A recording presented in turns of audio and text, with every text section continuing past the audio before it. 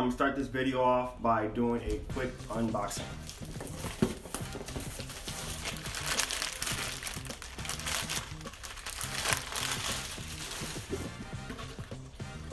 This is a airbag delete tray that I'm going to be installing into my S2000.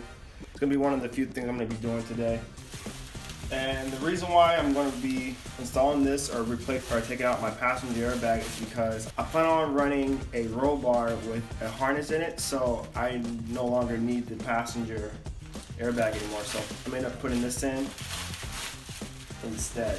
So as the days go by and the days get colder, I started to realize a few things. One, I am hoarding like a lot of parts I have not installed to my S2000. And two, I still need to take off a few more things before my engine gets here. So that's what I'm gonna do today. Not putting in the new parts that I'm hoarding, but take off the parts that I have that I need to take off for the car.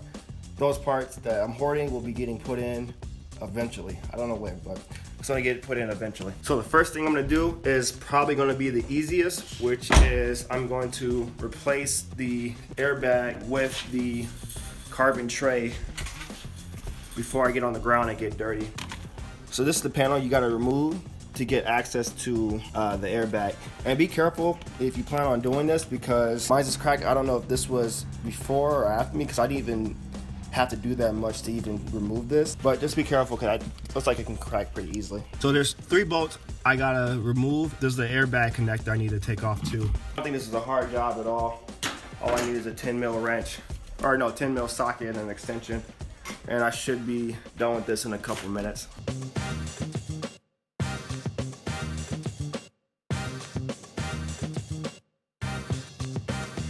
So here's the tray.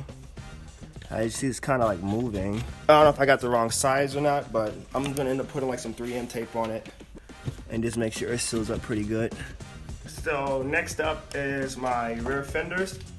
I got my blue masking tape, and I was told that I need to tape up 3 inches above the lip, and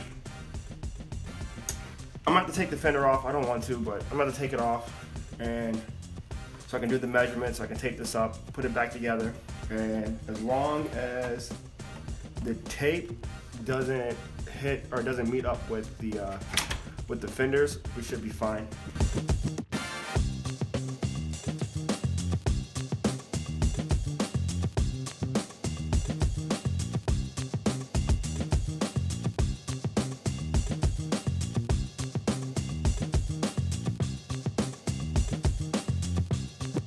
Part is done. I'm gonna get the other side done, not on video because it's the same thing.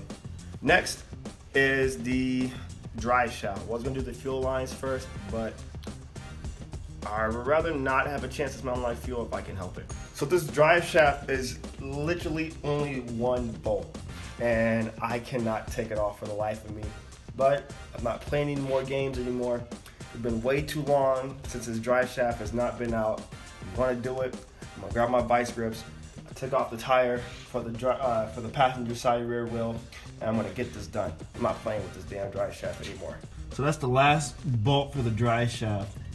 Now, I spent some time trying to take this off, but no luck. I even took a grinder to it to kind of like smooth out the sides to get a socket on it, but it's not working.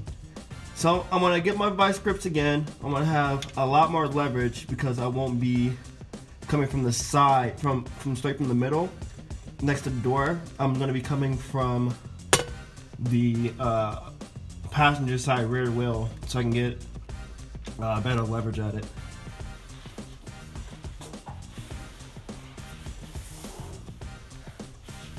Got it. This is what I had to do. Because this was the last bolt that had to come off, and for some reason it got rounded off. Like all the other bolts came out just as fine, but it was just this one. So I had to use an angle grinder to cut past the head so I could take this off. So now I just have a big old stud that's inside my diff that I gotta take off. But that's done. I can get off the way. I'm actually gonna trash that because well, it's useless now. So the last thing I gotta do, working on the car wise, is I need to start disconnecting or start removing all this fuel stuff. So feed line, the return line, from here on back has to get taken out. And I'm kind of winded because that drive shaft was a pain, especially trying to grind upside down. No point of staring at it. Just get to work. So I finally freed up the fuel pump lines underneath the car. So now all I gotta do is get access to the fuel pump. Now, if I had a hard top or a soft top, this would be way more harder than it has to be, but considering I have none of those at the moment, I have complete and total access to the fuel pump. And all you need is a screwdriver, Phillips head, and within 3 screws, this should come out. I have to disconnect the connector for the fuel pump harness. So now I just have 2 push types, fuel quick disconnects, which I think is pretty cool. I'm actually going to be getting some -6 AN fittings to replace these. All right, so all the bolts are removed. I got the box, or I got a box, so that my fuel pump won't leak anywhere. This should be pretty simple. Actually gives me a chance to take a look at the fuel pump, fuel tank.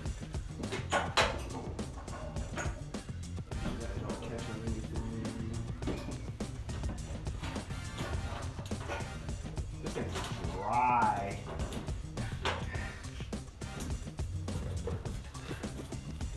This thing is dry. Oh man. So my fuel tank looks like right now. Pretty clean. And keep in mind, this is when my gas light was on too.